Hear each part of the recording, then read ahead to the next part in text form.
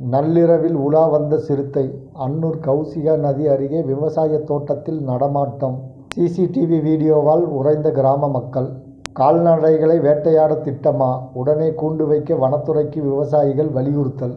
கோவை அன்னூர் அடுத்த கோவில்பாளையம் கௌசிகா நதிக்கரையோரம் அமைந்துள்ள பசுமையான விவசாய தோட்டம் ஒன்றிற்குள் நேற்று நள்ளிரவு சிறுத்தை ஒன்று உலா வந்து சென்றுள்ள சிசிடிவி காட்சிகள் வெளியாகி அன்னூர் வட்டார மக்கள் மத்தியில் பீதியை ஆழ்த்தியுள்ளது.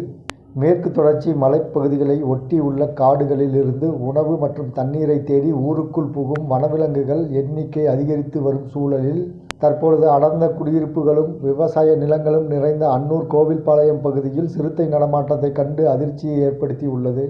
நேற்று நள்ளிரவு நேரத்தில் கௌசிகா நதிக்கு மிக அருகில் உள்ள விவசாயி ஒருவரின் தோட்டத்து வாயிலில் பொருத்தப்பட்டிருந்த கண்காணிப்பு கேமராவில் நைசாக உள்ளே புகுந்த அந்த சிறுத்தை சுற்றுமுற்றும் நோட்டமிட்டு இரை தேடி உலா வரும் காட்சிகள் மிக தெளிவாக பதிவாகியுள்ளன.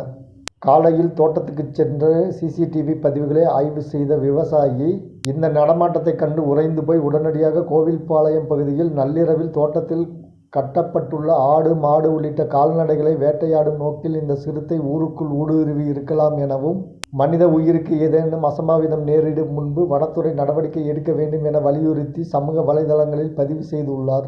அந்த காட்சிகள் தற்பொழுது வைரலாகி வருகிறது.